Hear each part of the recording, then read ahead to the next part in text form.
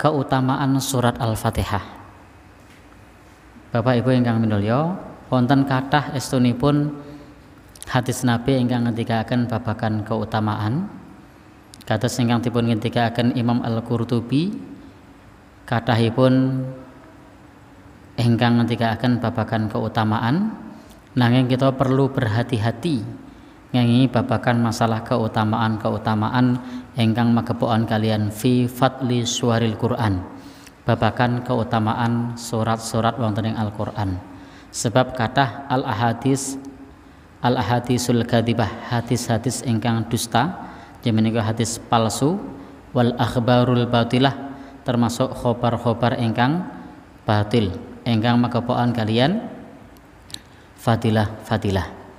Sehingga Imam Al-Qurtubi ngendika bilih bab menika saged kathah hadis ingkang palsu ingkang boten sahih karana faminhum qaumum minaz zanadiqah, kathahipun kaum zindik ingkang memalsukan hadis.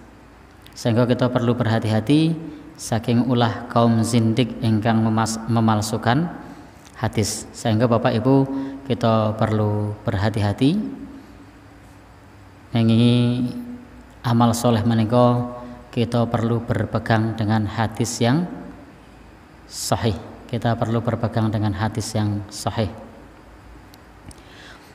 Wa minhum, dan di antara mereka ada orang yang memalsukan hadis menika ahlul hisbah.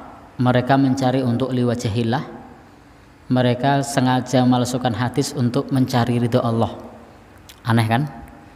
Memalsukan hadis kok mencari ridho Allah. Tapi maksudnya mereka ingin membuat keutamaan, menjelaskan kepada orang ini utamanya begini begitu, dalam rangka mendorong orang untuk beramal soleh.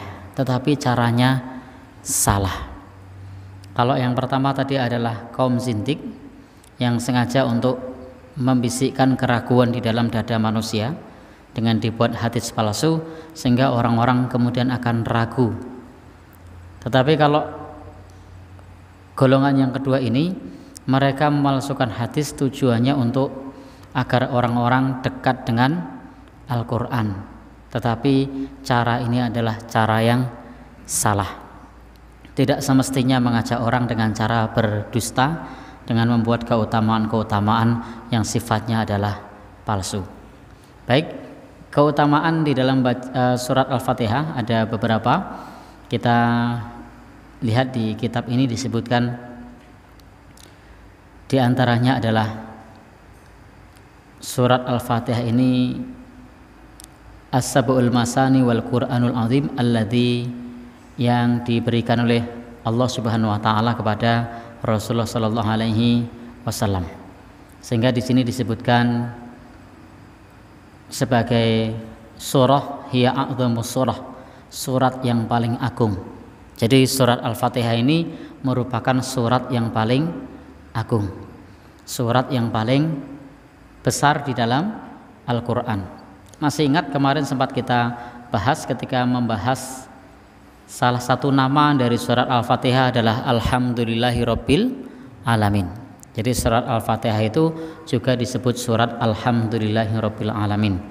Kisahnya adalah pada saat itu sebagaimana Imam Bukhari meriwayatkan, Abu Sa'id bin Al-Mu'alla, semoga Allah meridhoinya, berkata, kuntu usolli fil masjidi, pada saat beliau sedang sholat di masjid, fata'ani Rasulullah sallallahu alaihi wasallam, maka Rasulullah sallallahu alaihi wasallam memanggil sahabat Abu Sa'id ibn Al-Mu'alla ini, falam ajib hatta shallaitu, dan beliau tidak menjawab sampai sholat selesai. Begitu sholat selesai, kemudian Nabi bertanya, ma mana'aka an ta'ti, apa yang mencegahmu untuk mendatangi panggilanku? Maka sahabat ini berkata, ya Rasulullah, inni kuntu usolli, sesungguhnya aku sedang sholat. Jadi sahabat ini belum tahu kalau meskipun sedang sholat, kalau dipanggil Nabi maka hendaknya datang karena sholat. Karena di dalam Al-Quran disebutkan, maka Nabi mengatakan, alam yakulillah, bukankah Allah berfirman, Ya ayyuhalladzina amanu stajibu lillahi walir rasul. Hai orang-orang yang beriman, jawablah seruan Allah dan Rasul idza ta'akum, apabila kalian dipanggilnya. Maka kalau Allah memanggil, Rasul memanggil, wajib kita mendatanginya.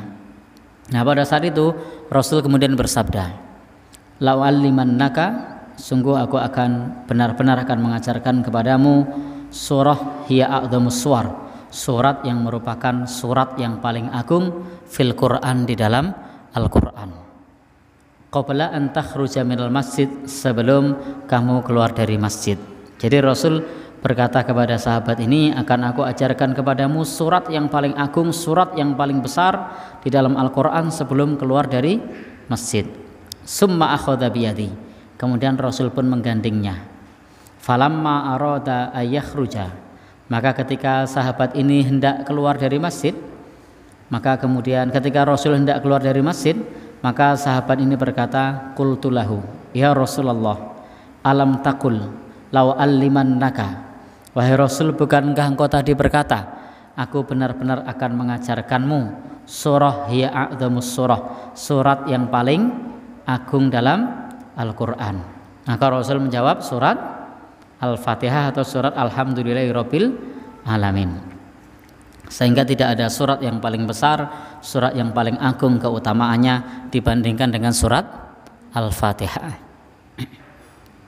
Bapak dan saudara-saudara, ibu-ibu yang berbahagia yang dirahmati oleh Allah Subhanahu wa taala, oleh karena itu juga kita sebagai kaum muslimin, surat Al-Fatihah ini termasuk surat yang wajib kita hafal.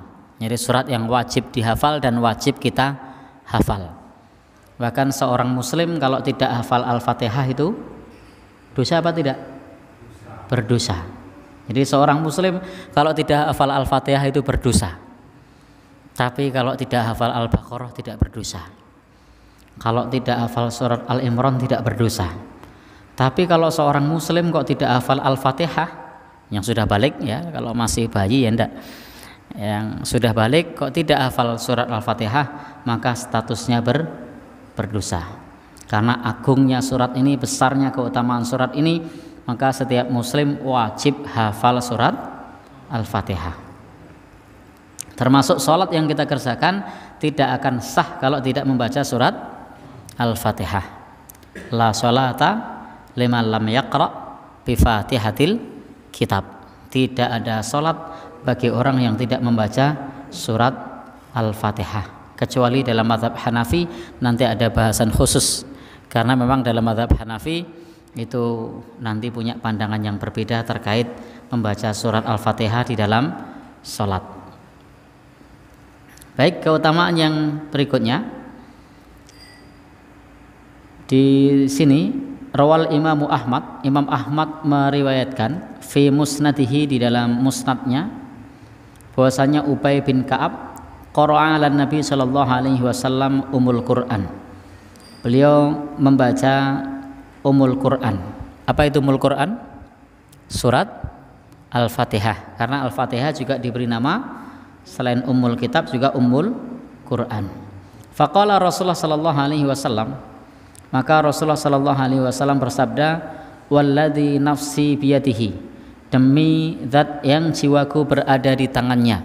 Ini salah satu ciri khas sumpah Rasulullah. Jadi beliau sering ketika bersumpah berkata, demi zat yang jiwaku berada di tangannya. Maknanya adalah demi Allah. Karena beliau kalau bersumpah sering menyebut walladzi nafsi biyadihi, demi zat yang jiwaku berada di tangannya. Ma unzila fit Taurat wala fil Injil, tidaklah diturunkan di dalam kitab Taurat, tidak pula di dalam kitab Injil, wala fiz Zabur, dan tidak pula di dalam Zabur, wala fil Furqan, dan dalam Al-Furqan ini misluha yang serupa, yaitu as-sab'ul masani, 7 ayat yang diulang-ulang. Bapak dan saudara yang berbahagia yang dirahmati oleh Allah Subhanahu wa taala, maka ini adalah surat yang tiada duanya. Jadi surat ini surat yang tiada duanya. Allah belum pernah menurunkan yang serupa, baik di kitab Taurat, kitab Injil, kitab Zabur, karena itu semua adalah kitab-kitab yang pernah diturunkan oleh Allah Subhanahu wa taala. Maka Al-Fatihah ini adalah surat yang tiada duanya, yang belum pernah diturunkan oleh Allah Subhanahu wa taala satu surat yang sama di dalam kitab yang lainnya. Termasuk pula di dalam Al-Qur'an itu tiada duanya. Di dalam Al-Qur'an pun hanya ada satu-satunya surat Al-Fatihah. Maka Bapak dan Saudara, ini di antara keagungan dan keutamaan surat Al-Fatihah. Maka kalau para sahabat dahulu sering kalau sakit bacakan Al-Fatihah, sembuh. Ada kepala suku sakit, bacakan Al-Fatihah, sembuh. Karena demikian utamanya surat Al-Fatihah. Salisan, keutamaan yang ketiga. Warawa Muslim, Imam Muslim meriwayatkan fi sahihi, di dalam kitab sahihnya, Ani bin Abbas radhiyallahu anhuma, dari sahabat Ibnu Abbas, semoga Allah Subhanahu wa taala meridainya, annahu qala, bahwasanya beliau sallallahu alaihi wasallam bersabda,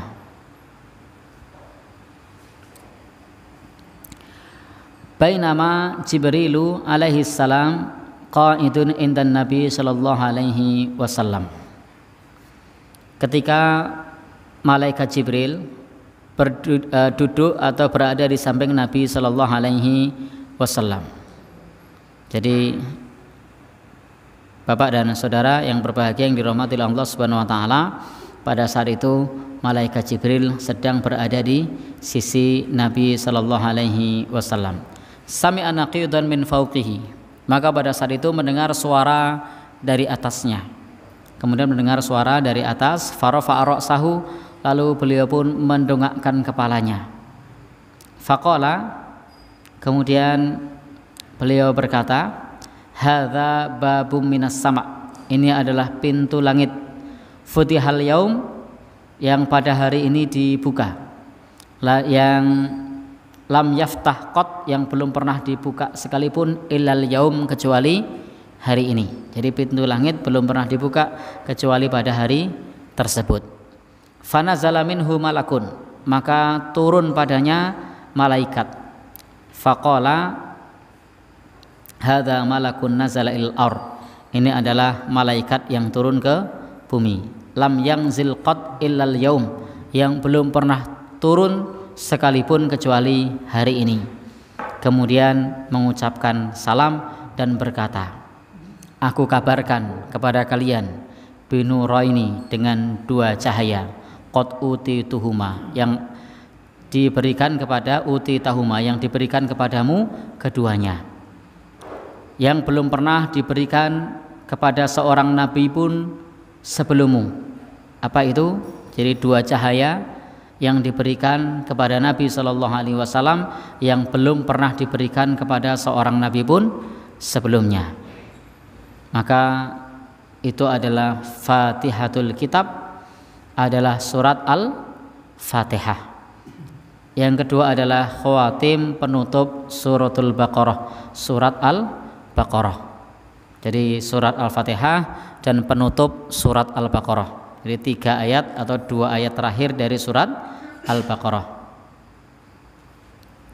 Bapak dan Saudara yang berbahagia, yang dirahmati Allah, itu menjadi 2 cahaya yang diberikan Allah Subhanahu wa taala kepada nabi kita, Nabi sallallahu alaihi wasallam.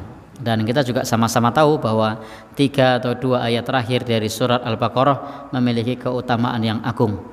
Di antaranya, barang siapa yang membacanya setiap malam, niscaya Allah Subhanahu wa taala akan mencukupi baginya.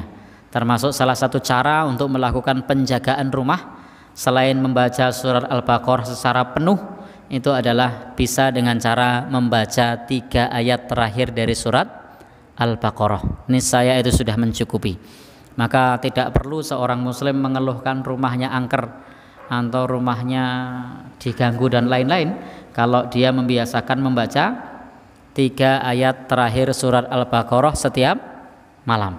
Maka ini termasuk salah satu amalan yang baik yang dituntunkan oleh Nabi Shallallahu Alaihi Wasallam agar kita baca setiap malam, setiap kali sebelum tidur. Insya Allah itu sudah mencukupi baginya. Jadi bisa dibacakan Al-Fatihah, kemudian dibacakan 2 ayat atau 3 ayat terakhir dari surat Al-Baqarah. Ini diantara keutamaan-keutamaan surat Al-Fatihah.